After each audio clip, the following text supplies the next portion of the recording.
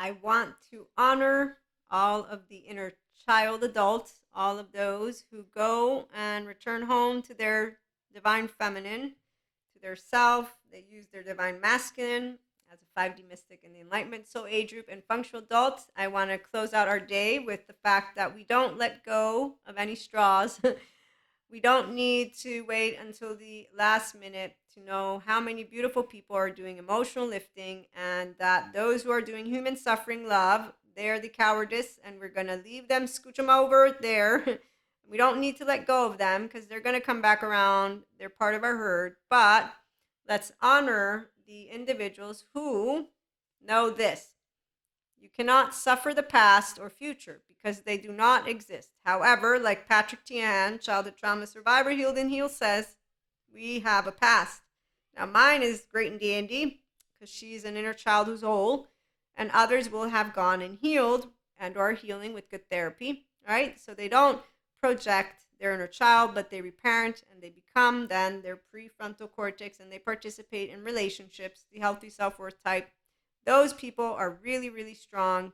The ones who are cowardice, they don't save their inner child, so they do not know about the past being the past. They actually suffer from it. They don't think about the fact that the future isn't there, and they spend time in it, and they suffer, thank you, Sadhguru, the memory and imagination. So they use the dark sides of neuroplasticity, which is why they stay rigid and or chaotic, and they don't move into integration. I help people with self-help and personal development, and we support to build 5D relationships. You be you, I be me. This is an inner child that's sharing with you. And when you're mystic and you're divine feminine at that, because usually the mystic will be here, what we do know, thank you again, Sadhguru, is that the most precious thing is life itself. Will you realize this now or only on your deathbed? We know it now. And so let us honor those lovely, lovely inner child, inner children of every one of you. And remember that confusion is often protection for childhood trauma survivors. This is Patrick Tiahan. And leaving the home is what allowed him to heal from the system, and then to recognize how he could keep moving out of shame. And I call the shame cycle, because I learned about it in my trauma attachment courses, okay? And so some people don't want to use that word, but core content is another way. Dr. Daniel Fox talks about that, and he involves shame and fear and other, let me go find for a minute, some notes. Guilt, doubt, shame, inferiority, fear, and surface content is all of that, which is a maladaptive child behavior. It can involve personality disorders, and all people can be healed to become their authentic self. So the inner child, it's great to honor them. They're the ones who want to enjoy life. They're the ones who choose to be their lovely life. And they know that human is not a resource. A human being is a tremendous possibility. With the right nurturing, they will blossom into someone remarkable. Sadhguru again. And that is what I do love. This lovely man, he has another quote that I wanted to read to you all. If you just live totally, you will dissolve lots of karma. Living totally means that you experience anything that comes fully and intensely. Okay, so karma is AKA the unconscious stuff, which is your 0, 1, 3 to 7. And your 16-year-old, your teenage to fight response is what's leading the way. Again, this is from my attachment trauma courses. This one particularly, Sue Martin, in my course with Somatopia, trauma, basic, if I remember correctly. And as a true spirituality person, I do live a life of meaning and connection beyond the solo self. So we know sciences and spirituality come together like this, and integration of the brain is what I have. That's because I can do emotional accountability, self-regulation, and I'm aware, and my chit-chatter is my friend. So my mindset is everything. I contain. So Peter Levine, we've read a quote from him. I contain, but more than just contain. I can stay online with my prefrontal cortex. Inner child is a beautiful journey. So I wanted to share a little bit of food for thought on the moments of compassion, and when I remain at awe, is what I'm trying to say. I remain at awe when people are choosing to be strong. So Patrick Tiahan makes me warm-hearted, and to know that he supports all those people like Dr. Daniel Fox and all the good therapists. They all help people who are wanting to help themselves. So it's always an honor to to be here and to meet empowered men, women, and days who don't do mantles of mental health, do not, and who do not do mantles of yoga, and who do not do mantles of spirituality. So the spiritual bypassers, they have a role. The Elsa journey, they have a role. It's for limited consciousness individuals who do not get, not only not educated, but they don't want to choose life. They don't choose their self, and they don't choose to save what lifeline there still is, and then to bring forth their beautiful, authentic me, right?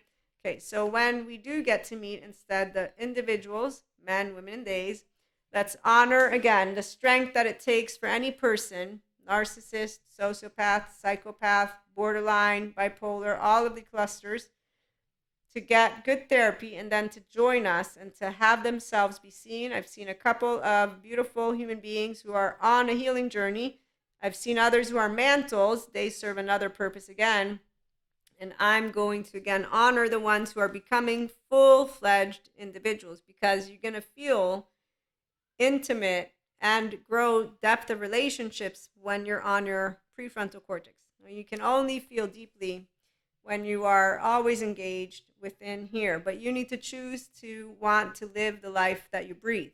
If you don't choose yourself, which is why loving yourself first is essential, and it's not about you loving yourself by disregarding others. No. So for one, people who do therapy and personal development seriously, they're not projecting low self-esteem, indirect communication, passive-aggressive mannerisms, or the martyr superior stuff, the boundaries. They're not blocking you. Okay, so anybody who blocks or unfriends you, or who insults you, or who tells you to go to therapy, or who tells you not, anybody who is not welcoming you in a way of saying, I understand, I accept, I respect. So you're always going to know when you have a person who's a pacha.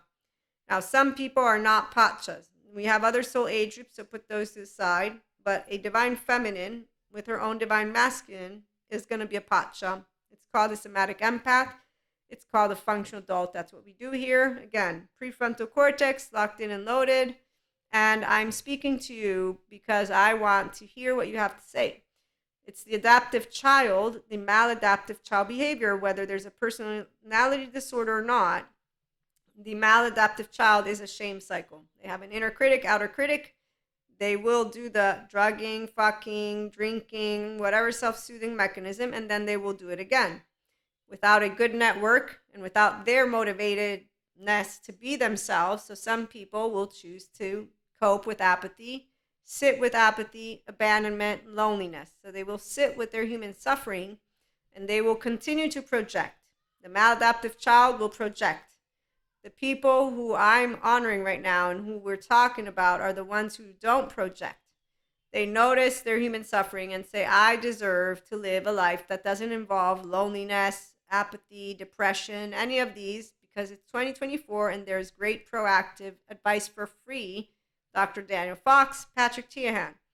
The minute anybody comes across their content, if they're motivated to save the life that's in here, they're going to be like, okay, I want more. They will not create resistance.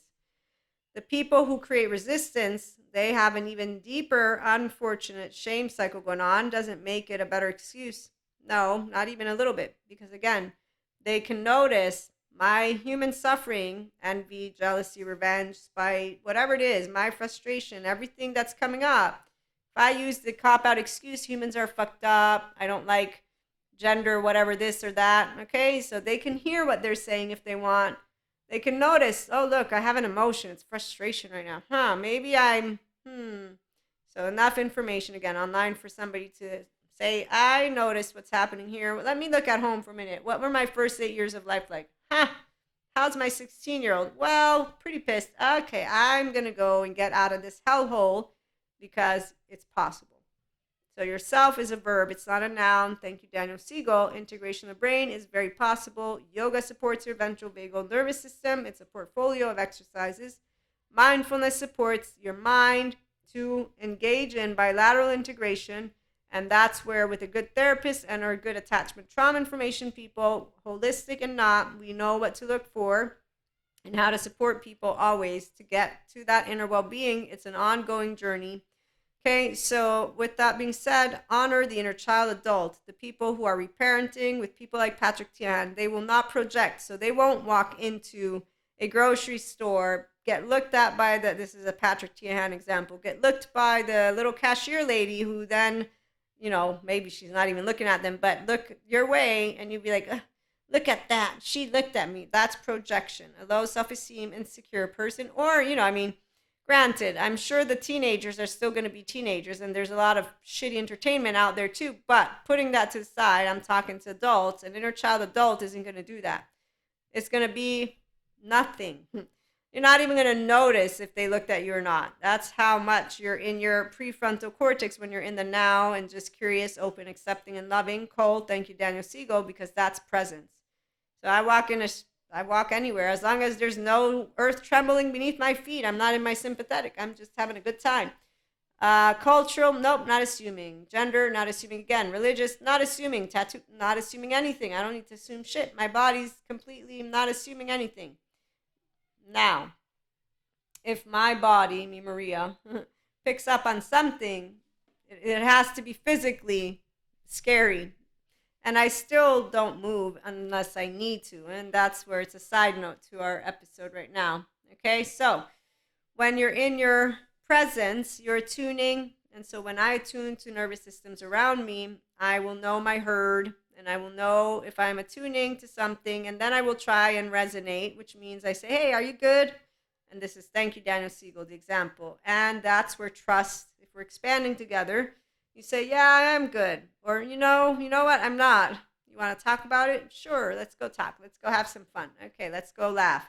Let's talk and laugh together. And that's a person who's taking their inner child adult seriously and their state of self and sense of self. So, long story short, what I just gave you is how you are present. Let's say, I'll use another example. I'm with a human suffering love narrative. So a love-dependent person who is manipulative and desperate. That's the shame group. And this is a relationship grid from Terry Real, not Daniel Siegel. Terry Real is great for people who have unfinished business. Okay, so then we have the control, angry, and the grandiosity of love dependence. For the love avoidance, we have shame are the ones who they lock themselves away and they just think it's done. And so they choose that coping mechanism of catastrophizing, apathy, and they don't go to good therapy, give up on life, basically. And then the love avoidant grandiose, they just say, oh, I'm better than that person, and they go off and do other things. And so with those four, what I'm going to say is the love avoidance typically are really great because we don't have to engage at all because they just close off and then they don't want to see. A person who's consistent is going to consistently show up. And so an avoidant person is not going to want that. And so they're going to consistently engage in a way that will tell us that they're closed. And that's very easy and straightforward. I have noticed it with people that I frequent a lot.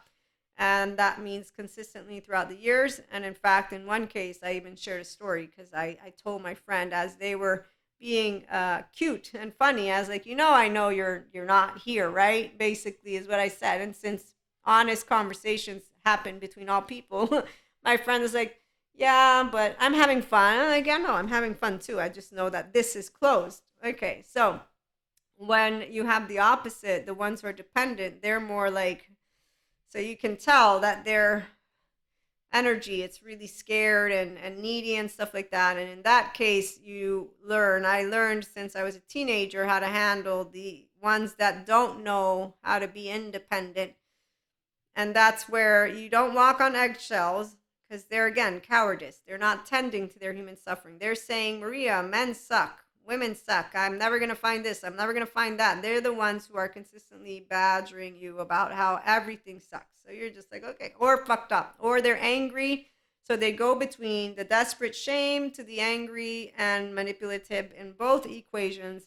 So in one equation, it's people are fucked up in a way that they're never going to care about anything. They care only about themselves. And then it's, I'm a piece of shit. I bother people. So they go between highs and lows in instance, and they do it every year. It's a cycle. And so in those groups of cowardice, again, because they choose consistently not to do personal development and not to do therapy, it's not even funny. It's not that you tell them. You talk about information that's available online, meditation, mindfulness, all of it. They just say no, there's only toxic positive people, they're all bullshit, and there's just no way out of their story. This is what the adaptive child does. They're not in an interaction to actually talk. They just want to be all about their self-bridled expression. So the 3-year-old just wants a floor. And that's why the nervous system, it recognizes I'm attuning, I'm chit-chatting, I know what you're about to start doing at a certain point. So I resonate and I recalibrate to my ventral vagal nervous system. I'm an open book because I'm listening. Love, accept, respect. There's patchas for you. Okay, so an inner child adult is a person who's wanting to expand. That is not an inner child adult. That is a maladaptive child who is a low self-esteem, indirect communicator. They're passive aggressive. They don't know boundaries, none whatsoever. They will do it again. And they're not an energy vampire or a dark aura or some evil person that needs to be left alone. No, no, no. They're simply put one of the violins that you will notice, because everyone's just this one chord.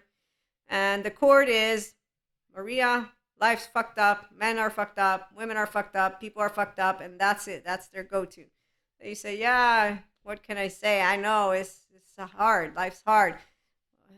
Emotions, they're all over the place. Thoughts, they're all over the place.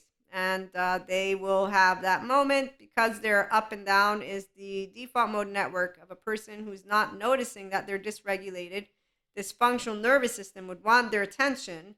It's a very mechanical, straightforward equation, which is why when you see people saying, I don't want to do personal development after they've done therapy, it's like, wow, you're just abandoning your inner child like that. What happened? You honored all of your therapy and now you're not honoring the rest of you. You don't want to be in your prefrontal cortex again and again. I guess you're with the Zen master who does laundry in his body. Okay, well, there's another one adding to the human suffering. So again, those are cowardice, emotional not lifters. They don't think mind is anything and they keep on doing the body stuff. Now, again, remember, we do self-help, personal development, relationships. I don't focus on any of that societal topics. If you're thinking, Maria, but the world, that's not part of IHP content. Not even a little bit. So keep it organized. If you're looking for people who talk to you about what's going on outside in the world, it's called politics, religion, societal stuff is somewhere else. It's not here. Okay, that we can share about thoughts, but it's all about how to build safe relationships, safe haven, secure-based relationships. And polyamory community, come on over, because polysecure is really fun. And that's because you're a securely attached person who doesn't have this, oh my God, I'm going to be replaced. And you know how to tell somebody, you won't be replaced. There's no categories. This is not hierarchical. There's not a 1, 2, 3, or 4. No, that's not how this works. You're not an object. You're a person. I love you just the way you are. You love me. Great. Now let's build and we walk in the same direction. So once I've told you where I stand, an inner child adult to another inner child adult, we keep walking together. In fact, healthy self-worth relationships work that way. So nobody is lying to the other and nobody is hiding any conversation, any fear. Okay, that's the number 2 or 3 or 4. So honor, again, the inner child adults, because the people who work with good therapists, they know exactly how to approach effective communication when they have catastrophized thinking for fear of abandonment, fear of rejection, borderline personality group. Narcissists have fears as well, because they all have the same core content as long as they still are working to get that core content. Again, Daniel Fox talks about it. And so it's become very clear to me the difference between the personality disorders and the clusters that he looks into. The attachment, not secure people, the disorganized, not secure people, DID, and what else was there in one of my courses? I forget right now, but long story short, when love dependence and love avoidance from Terry Real, so unfinished business that way, and grandiosity. Grandiosity with narcissism is quite fascinating, to say the least, because if you get a narcissist that is motivated, is really great, because they could be able to help themselves to get out of the complete torture they're consistently stressed to perform is really sad because they wither away inside. It's a very sad thing to watch. So you can get them to get on board with it, but they have to be motivated to go within. And that's really scary though, because that inner child, it's I know a lot of people are not educated about this. And so if you're not, just bear with me. Go to watch Dr. Daniel Fox. He has a lot better terminology for you to understand all of it, but I'll give you the gist of what I remember from recent uh, episodes of his that I was watching. And it's that pressure. They get mixed signals of being good and bad, but they got coddled so much that they never had to work with their nervous system. Because, see, there's the ideal parenting style for attachment, and that is a third of attuning to the infant, the first year of life, and repairing ruptures, but consistently. If you give mixed information, is not going to be helpful. And if you're always picking up the kid every single time, you don't let them cry even a little bit. I have to say though, I did that with my little sister. I couldn't handle hearing her cry. That's the part, divine feminine right here. But it's the inner child of me. That's where all of our divine feminines, once you get a handle of it. And that's why the divine masculine is the mind, but also people around you can balance it out. But what I'm saying, I'm a sister though, so it was different. But I would go grab her, and I would bring her with me, and that's because I was sad to hear her crying, and that was throughout the night, I think. But long story short, a third attunement and then repairing ruptures. Allowing a little bit of crying is a good thing because it allows the nervous system to be in a little bit of distress, and therefore the nervous system is what learns that it's okay. And obviously, we also have all those emotions that we get to explore. So, no suppression of emotions. Gabor Mate shares a child needs to be allowed to express all of those emotions, which instead we see a lot of people. They suppress the kid when they're crying out in public, they suppress a kid if they're angry. They don't actively allow them to do emotions and then to find activities that would teach the child to use their emotional charge in a way that can create. And so there's so many things. I'm not a parent, but I've learned about attachment and keep on learning it from all of my courses. And it's really beautiful when you find that parents are learning all about it, and they usually will be worried about what they've done or not done. And Daniel and all the good therapists will reassure parents it's not perfect. Nobody's perfect. So you keep learning. But a third attunement and then the repairing ruptures, because the nervous system, you want it to have some distress so that it can be familiar with what it's like to be in a crying mode, in an angry mode. And Gabor Mate, as he was saying, that love is no work, you don't work for love, and that you're accepted for who you are, which is also what instead the narcissist in this case, they get mixed signals. They're praised for things that are great, and then they're made to feel like a piece of shit for like not hitting the home run again and again and again, which is just ridiculous. And there are parents, you see them, they crap on their kids. You know, when I saw these parents who didn't want all kids to get trophies, I'm like, what the hell? Really? You obviously don't understand. I get it that you understand failure, but a kid is a kid. You don't understand perception and attachment and trauma. And in fact, a lot of people are not educated about it at all, which is why you have them saying things out of their butts and not really noticing. But it's also not, don't ever scold your kid. So we see that opposite end of the spectrum too. And I side note, sidetrack, all of it. Let's come back into grown up land and finish up with when you are a healthy inner child, it's because you returned home to yourself.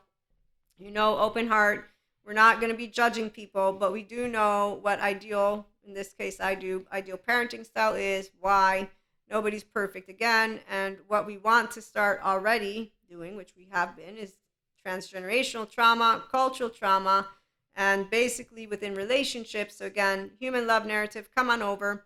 We are honored to have the inner child adults, the people who are not cowardice, and so they are emotional lifters, they're emotional welcomers, they're emotionally accountable, they know about self-regulating, they know that there's a way to get out of any of the personality disorders, that pathologizing is not stuck in stone. Nope, that behavior is to be understood. All your sensations, all your images, everything that comes up from the body, it has a reason.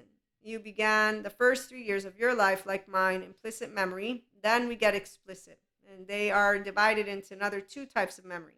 So when we have Sadhguru, he doesn't even realize how much he can match with what I learned from Daniel Siegel and about neuroplasticity and just the brain and everything. But I'm going to read it to you if I find it.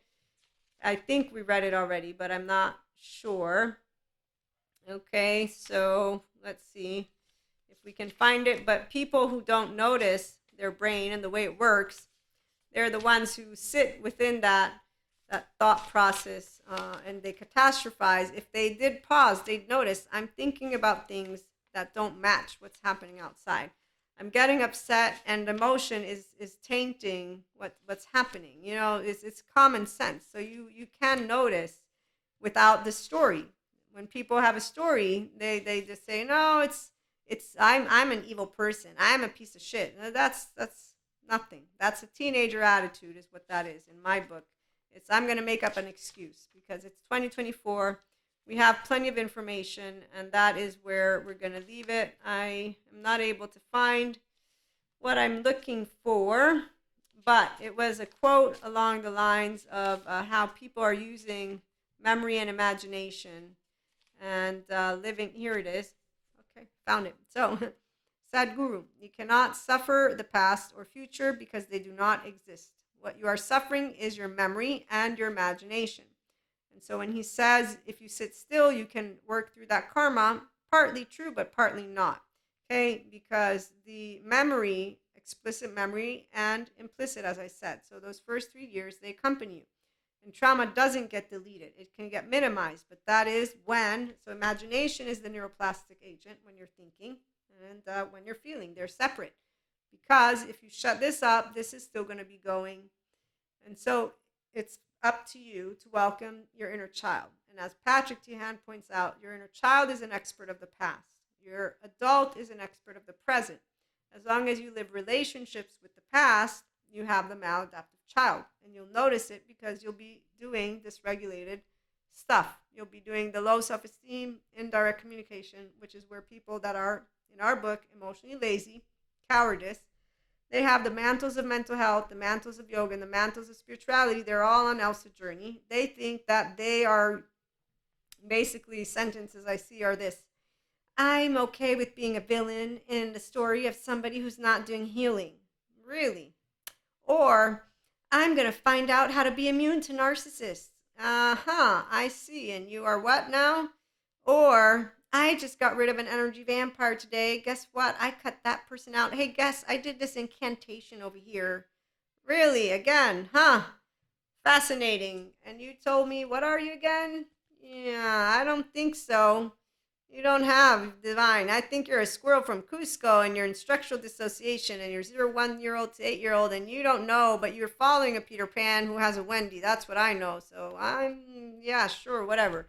Okay, you're not going to say anything to a person who has a story, because they already have a story. But the memory and the imagination, as I was saying, when people are their inner child adults, they will choose life. They will choose to love their self first. They will choose good therapy. They will get to choose also personal development. And then we can have our lovely empowering relationships. And so here's where we'll end with Sadhguru. They will know, not at their deathbed, they will figure it out sooner than later, that the most precious thing is life itself, and they will be honored to have relationships as we are honored to be here all together. So again, let's surround all the cowardice, emotionally lazy people with laundry, with therapists, so that they can get, if they want, the muscles to grow that emotional and mental plane, because the thoughts are what can say, you know what, today was one of those days. I'm dealing with that thing called human's secondary consciousness. I'm aware that I live and that I die. And I don't know what's after death. And my right mode is what deals with that uncertainty. And I'm married to Shiva. It's nothingness unknown, meaning I don't have an answer. This is the truth. The truth is neutrality land. No one has an answer, and I'm a mystic. And I accepted that when I was a kid growing up. Believe me, I grew up with a lot of things, but I knew the difference between, sure, I want to believe what I'm being taught about what comes after life, but I'm a person who has a left mode and I'm learning history and geography and sciences, and And I'm not going to lie to myself. I have the Jacob personality with the objectiveness of myself, Maria, and other human beings out there. The human beings out there, we can just put them to the side because they're a 3-year-old like me. So I am with me and I'm thinking, and I'm like, huh, well, when I go to sleep and I wake up in the morning, I don't remember anything. I'm pretty sure I have to accept that I don't know for sure anything of what's after. I don't like that, God. I don't like that, universe. I still don't like that. Oh, thank you, Marcus Aurelius. As he shared with me, I didn't like all of this. Don't worry about things you can't do anything about. You know what? He's right. I'm wasting a lot of time worrying about something that I won't have anything to do about at all. And there you go. That is the one thing I've noticed. That's why the Zen master with laundry, he didn't go all the way through with knowing, you know what? There is no answer. It's okay. I can keep learning and expanding and having fun. And so pure energy is your 3-year-old. It's called prakriti. And pure consciousness is the unconditional love that an integrated brain who is left and right, all hands on deck, default mode network down regulated. It's restorative embodiment, your mammalian heritage and mine. So come on over and let's welcome all the inner child adults. We're all that, but some had a really, really, really tough first 3 years for sure. And then who knows how much, but then they got good therapy and now they're continuing with personal development and they want healthy self worth, women, men, and days who do not do any of what the mantos do. Let's put the human suffering love. They give up on life. They give up on their inner child. They give up on themselves. They give up on everything. But then we have to hear them say, Maria, men suck, women suck, life sucks, and they choose apathy. And again, the little violin keeps going. We're like, yeah, sure, pizza out. I'm gonna go have fun over there. So come on over here, like, subscribe, share. Remember that we have subscription-based model content paid on the audio version, and once we get to 1K on YouTube as well, you ask Maria. It's opinionated. It's like the Dear Abby, but you say, Dear Maria, here's what I have going on.